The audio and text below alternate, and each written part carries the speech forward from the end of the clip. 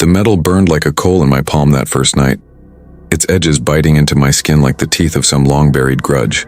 I'd found it tucked in Grandpa Elias's old footlocker, amid yellowed letters and a rusted bayonet that smelled of cordite and regret. He never spoke of the Somme, that meat grinder of 1916 where mud swallowed men whole, but the ribbon, faded crimson and gold, whispered anyway. As I traced its frayed threads under the flicker of my desk lamp, the room grew cold, the air thick with the scent of wet earth and distant thunder. My fingers tingled, not with pain but with purpose. A pull insistent as a sergeant's bark, dragging me toward the window where rain lashed the glass like spent bullets. Outside the neighborhood slept, but I saw them. Shadows in the storm marching silent across the lawn. Grandpa's promise, etched in blood and oath, had found its way to me, and it wouldn't let go. I am Sergeant Jack Harlan, 32 years old, a logistics clerk in the National Guard. Far from the foxholes my grandfather clawed through. My days blur in warehouses stacked with crates of forgotten gear, boots that no one will ever fill, rifles oiled but untouched. That medal arrived like an afterthought, mailed from a cousin I'd never met with a note. Elias's luck charm. Wear it proud. I laughed it off at first, pinning it to my uniform jacket for a lark during drill weekend. But that night, as I dozed in my barracks bunk, the dream came. Not a dream, really. A memory that wasn't mine. I was Elias, 19 and trembling, knee-deep in the chalky sludge of no man's land. The whistle of shells screamed overhead, and my mates, Tommy with his crooked grin, Quiet Finn from the bogs, huddled close, faces smeared black with fear. We'd taken a hit earlier. Lost half the platoon to a barrage that turned the earth to fire. In the crater's cradle, Elias clutched a locket from his sweetheart back in Boston, but it snapped free, tumbling into the muck. "Swear it," Tommy gasped, blood bubbling from his lips. "Swear you'll carry us home, Elias. All of us." The words bound us like barbed wire, an oath sworn on salt and sorrow. To bear the fallen stories, to whisper their names until the wind carried them free. Elias nodded, tears carving clean paths down his grimed cheeks, and pressed the medal, awarded that dawn for dragging Finn to safety, against his heart. "I swear," he murmured. "By the bones of this field, I swear." I woke gasping, the metal hot against my chest, its weight heavier than any flak jacket. The barracks were silent, save for the snore of my bunkmate, but outside fog rolled thick across the parade ground, unnatural for a Texas summer. I slipped it back on, telling myself it was jet lag from the drive home, but the pull lingered, a compass needle spinning toward north, toward the ruined fields of France. Work dragged that week. Crates blurred, orders echoed hollow. At night, the whispers started. Not words exactly, but echoes. "Jack, carry us!" The wind waits. I'd bolt upright, sheets tangled, convinced I'd heard boots on the floorboards. By Friday, I couldn't shake it. I booked a flight to the Somme, foolish, impulsive, like chasing a ghost's coattail. "Family history," I told my CO, flashing the guard's leave form. He eyed me sideways but signed off. On the plane, the metal hummed against my skin, and I dreamed again. Elias stumbling back to the lines, the oath a chain around his neck.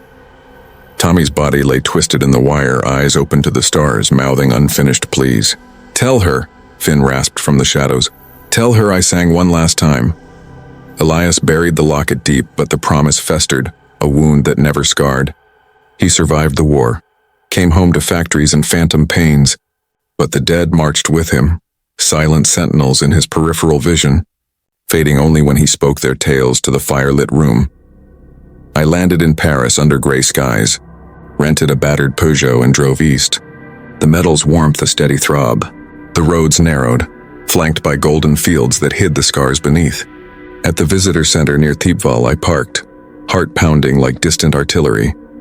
The air tasted of chalk and rain, and as I stepped onto the memorial grounds, row upon row of white crosses like teeth in the earth's maw, the whispers sharpened. "Here, Jack, dig here." My boots sank into the soft turf, and without thinking I knelt, fingers clawing at the soil. Ridiculous, I thought, but the ground yielded easy as if eager. My nails scraped metal. A small tin, rusted but intact, etched with Elias's initials. Inside, the locket gleamed, chain broken, holding a faded photo. Tommy and Finn, arms slung around a younger Elias, grins defiant against the camera's glare. The sun dipped low. painting the crosses bloody, and the first shadow fell long across my path. Not a trick of light, a silhouette in khaki, cap low, marching parallel to the road. I froze, pulse hammering. "Grandpa?" The figure paused, turned, and for a heartbeat I saw Elias's face, lined, weary, eyes hollow as shell craters. Then it dissolved into mist, leaving only the echo. "Fulfill it, boy, before the wind claims us all." I clutched the locket, the metal searing now, and knew there was no turning back. The ruined fields called, and the dead expected an answer. As night cloaked the memorials, more shadows stirred. Dozens forming ranks in the fog, their boots silent but insistent. Were they waiting for me, or judging? The Peugeot rattled over potholed lanes, headlights carving tunnels through the dusk. I followed no map, only the metal's insistent tug, pulling me deeper into the Some's labyrinth of craters and copses. Villages blurred past, gutted shells of stone, roofs long surrendered to ivy and time, each one humming with half-heard murmurs. "Jack," the promise. It was Elias's voice now, gravel rough laced with the smoke of a lifetime's regrets. I gripped the wheel tighter, the locket swinging from the rear view like a pendulum counting down to judgment. That first night, I holed up in a B&B on the edge of Delville Wood. The room sparse as a forward post, sagging bed, a crucifix tilted on the wall. Sleep evaded me. Instead, visions flickered, Elias in the trenches, the oath's weight bowing his shoulders. He'd tried to keep it, oh how he'd tried. Back in Boston, he'd spin yarns for his grandkids, me included as a boy on his knee, about the lads who watched over us. But the stories faded with his strength, the dead's pleas growing frantic in his dreams. Unfinished, they'd accuse, faces pressed to the veil. "You swore." Elias buried deeper in bottles and silence, until the metal passed to me, a final gasp of duty deferred. Dawn broke misty, and I ventured into the wood, where the trees stood sentinel over tangled undergrowth. The air thickened, heavy with the rot of old battles, and my boot snagged on wire, barbed, rusted, protruding like a skeleton's finger. I knelt, heart thudding, and unearthed a helmet dented and mud-caked. Initials scratched inside, TM Tommy. The whispers swelled, a chorus now. "Tell her. Elias, tell her I dreamed of the mill." I saw him then, not shadow, but Hayes, a lad no older than my nephew, uniform in tatters, hand outstretched. "The locket," he breathed, voice like wind through reeds. "For Mary." I fumbled the tin open, the photo trembling in my fingers. Mary's face smiled back, soft, hopeful, framed by curls. No address, no leads, but the pull shifted, yanking me north toward Albert. Grim humor bubbled up unbidden. Even ghosts hate loose ends, eternal IOUs piling up like mess hall slop. I laughed, sharp and hollow, but it chased the chill not at all. Driving on, the shadows multiplied, flanking the car, pacing steady as a patrol. Finn appeared at a crossroads, spectral pipe clenched in teeth, eyes twinkling sad. "Sang for the lads," he murmured, voice lilting Irish. "One last reel before the lights went out. Tell the river it heard me." His form wavered, dissolving into the roadside poplars, but the melody lingered, a faint fiddle wail on the breeze. By midday, I reached the Anchor River, banks choked with willows that wept into the current.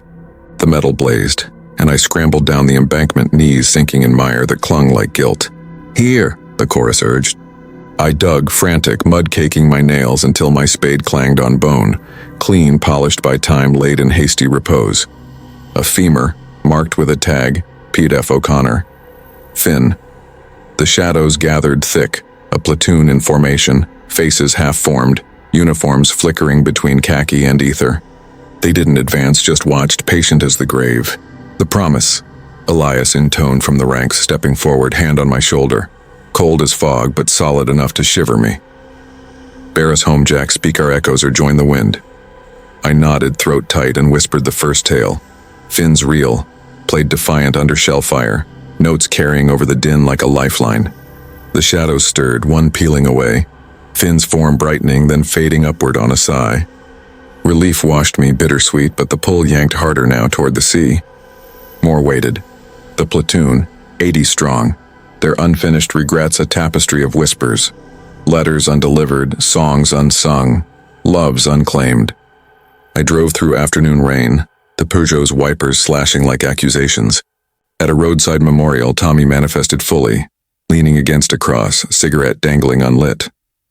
"Mary's waiting, mate," he said, accent thick Cockney. "Mill by the Thames. Tell her Tommy's reel spun true." His grin cracked, eyes pleading. "Swear it like Elias did." I swore, the word tasting of rust and redemption, and the vision shattered. But the car filled with them now. Passengers unseen, boots scraping the floorboards, breaths fogging the windows. Laughter echoed, grim and ghostly. Recruits these days, soft as fresh bread. I pressed on, the weight settling, not crushing but insistent. Duty's chain, forged a semi.